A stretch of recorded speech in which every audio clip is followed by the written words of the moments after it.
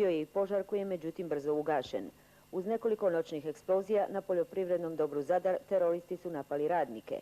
Posebno je ozbiljnim povremenih pucnjeva bilo mirno.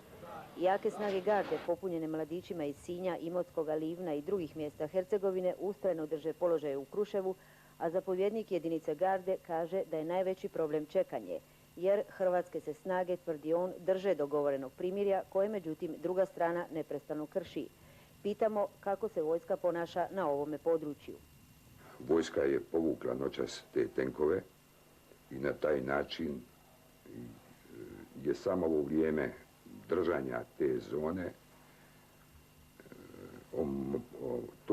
to vrijeme je iskorišteno da se teroristi naoružaju, da se dovede novi kontingent municije i ljudstva, znači jedna reorganizacija i